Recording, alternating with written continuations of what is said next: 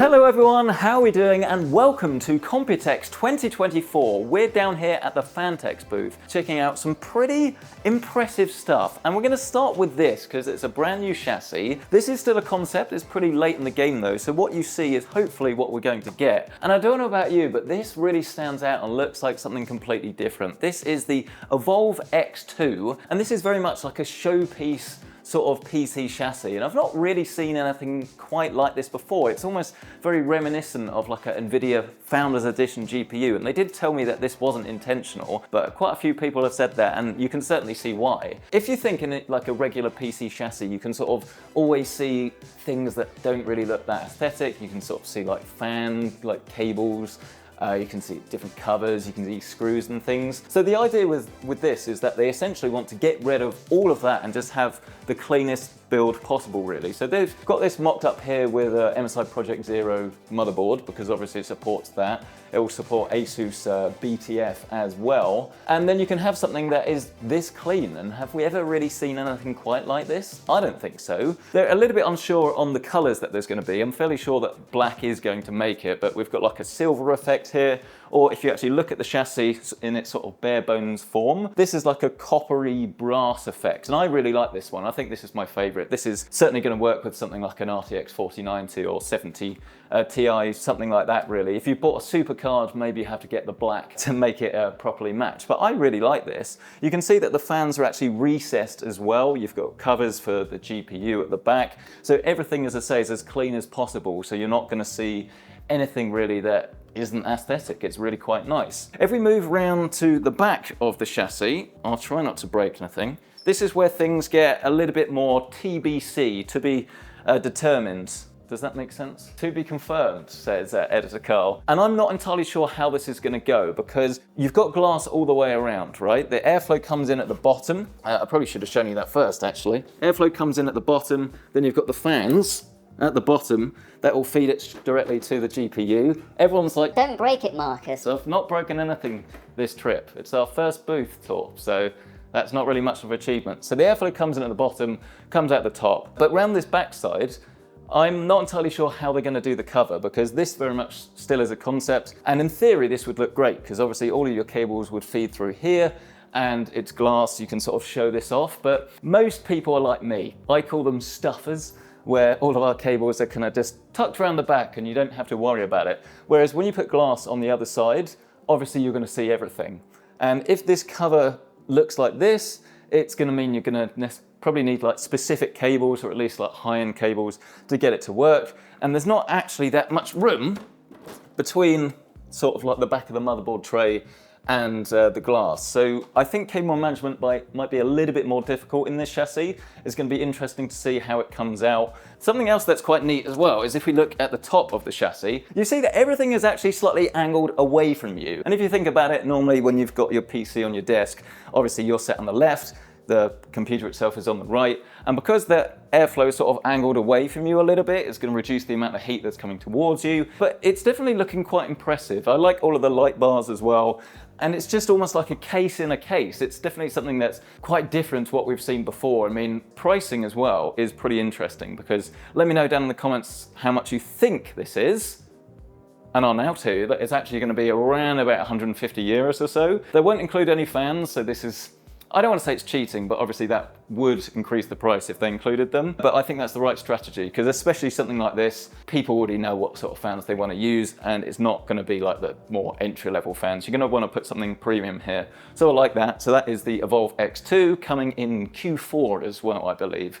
If you're after something a little bit more, I don't want to say entry level, but obviously something that's a little bit less expensive. Then you've got the new G400 series. So there are two to choose from. You've got the G400N and then the G400A. And this is almost a bit like a G360, but a little bit bigger. You've still got this nice diffused light bar along the side here, which is pretty cool. They've actually redesigned the mesh on the front as well. So this is now going to be better for airflow. And something that is pretty neat that I've not really seen very often before is that this is a 140 only case on the front, because you've actually got these channels here that essentially stop the air from recirculating. So if you imagine normally if you have 3 fans here and then you've got like a big graphics card and it's like pumping out a load of heat, then sometimes that can come back out and then go back in, whereas this actually directs all of the air into the chassis, and then you can exhaust this obviously out the back, or with a CPU cooler or something like that. So this will be quite interesting. It's not necessarily going to be the the most crazy case like the X2, but for what most people are actually going to be building and going to be buying,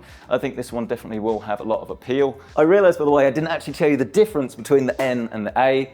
Well, the N actually comes with this pretty cool glass panel along the side. So if you're a neater person than me, then obviously you get that. But you do also get the controller included with this, whereas the A comes in at a cheaper price point of 100 versus the 130, but it doesn't come with a controller and just has a standard solid panel. So that's probably going to be the sensible option for most people. But if you do want that controller, then obviously the $30 in the glass might make it worth the extra money. But I promised you some exciting news on fans, and usually, let's be honest, the exciting news is, wow, look, this is like crazy, like connectable, works with software, but you've got to pay like £200 to get all of these fans to work. Hooray. No. This time we're actually looking at some inexpensive fans, because these are around about, is it 11 euros or so for a single fan? 11 euros for a single fan. You can buy a triple pack for 30, and it actually works in like a hybrid interconnection sort of way. So they're not magnetic, but they do sort of daisy chain together, but they do this with a single screw.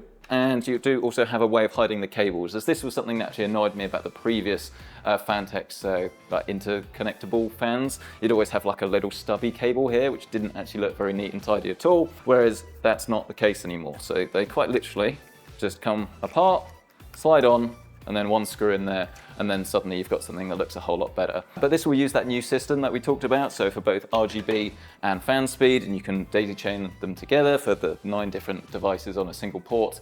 But they will actually be supplying the controller in a separate bundle, but they're a little bit unsure what the price will be for this. I would say, around about like £50 or so is probably about right. As long as you can sort of connect all of your devices, then I think that would be quite easy to recommend. But if it was sort of like only working with like Phanteks devices and things, that would be a little bit more of a tougher sell. But I'm pretty happy what they've got actually. And the software, as I say, is very lightweight, should be very easy to use. And they do actually, rather unusually for some reason, allow you to actually control it based on your GPU temperature, not just your CPU temperature. So if you do want your front fans to be doing GPU, but then your top ones to be doing CPU, you can do that. And there is also an option I saw in the software where it can go off the highest one. So if your CPU is like running at 80 degrees, it will take that. Or if you're like running a really GPU heavy game, but it's not particularly heavy on the CPU, it can take it from the GPU. So that's pretty cool. And I'm incredibly pleased to say that you can't get rid of me just yet, because there is actually some more stuff around the other side.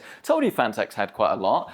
Now here we've got some revisions. They're not like crazy changes, but they're always nice to see. We've got the NV9 and the NV5. Obviously this NV5 is the one that I'm going to be using for my personal rig. Find that video in the top right corner of your screen to see how that's coming along. But we've got some Mark II versions of this, and the only real change with this is that it now supports the like cableless design motherboards, so MSI Project Zero, Asus BTF. That's what they've got mocked up here. So here's like just the board essentially on display, and then here we've actually got a full liquid cooled system with MSI Project Zero. And on the topic of water cooling, they're actually doing something a little bit different here, because as we know, water cooling's quite advanced, so we can't really get around that, but there are ways to make it easier. And that's essentially what Phanteks want to do, because they're taking like a leaf out of plumbing's book.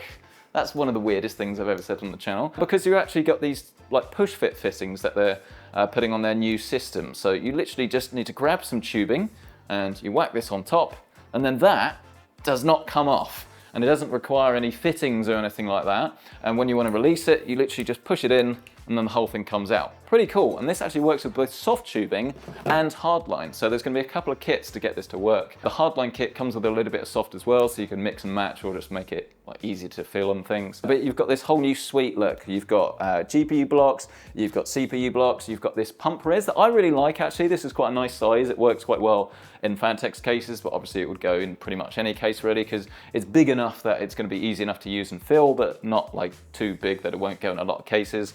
Radiators here as well, and all of them work with this same system, which is pretty cool. And I'm assured, relatively speaking, it shouldn't leak. It's a little bit different really, isn't it? I don't want to say concerned, but obviously the fact that at the moment there aren't any adapters or anything, it does mean that if you are going to want to like do a rig like we have here, then obviously all of these bends you're going to have to do yourself, which that is definitely a little bit more advanced. So the benefit you get of a system that's easier to use at the moment is kind of like balanced out by the fact that you've got to do more bends, but then again you could just use the soft line tubing, and then obviously that would be ridiculously easy. And actually I was surprised when I did the soft line just how easy it was. So taking all of the guesswork about like fittings and tubing sizes and things, I really like actually. So I'll be interested to hear your thoughts on that. There's a couple of different kits. Soft line is around about 400, and then the hardline kit is a little bit more expensive with 500, but that doesn't actually include the GPU block, because obviously that'll vary depending on what GPU block you want to go for. But I'm quite excited actually to have a go with all of this. Not so excited to do some advanced bending, but there we go. A challenge for another day. You also get like all of your cutting kits and like hardline bending stuff in the more expensive kit, obviously, with hardline tubing as well. So it'll be interesting to see how that goes down. There is also another CPU cooler as well. We've got like an all-in-one that actually has a fan integrated onto the CPU block itself for a little bit better cooling, I suppose. We've got an RGB power cable as well. So if you want to have a little bit more bling in your ring, if you want to have a little bit more bling in your rig, you can do that. But I think you'll agree with me that actually Phanteks are showing off a lot of stuff here at Computex. My personal favorite is definitely that real showpiece rig that they say the airflow on this, I realized I didn't mention it when we were talking about it, is actually supposed to be better than G500, which was like a full mesh case. And a lot of this is just down to the fact that the way that airflow is channeled in that, it goes right down through the bottom and through the top. So the air in theory isn't going to get wasted, especially if you use like a Founders Edition that also focuses the airflow upwards. I think that's going to be a really cool little system builder, and it's something we'll be building with as soon as we can. But that's Q4. Most of the other stuff is either end of Q3 or also Q4, so we've not got too long to wait. Let me know your favorite down in the comment section below. What do you like? What do you dislike? Smash the like button on this video if you've enjoyed it. Obviously our Computex coverage, we've come a long way for this. And of course get subscribed for more videos from the show. But thank you so much for watching. We'll catch you in the next one.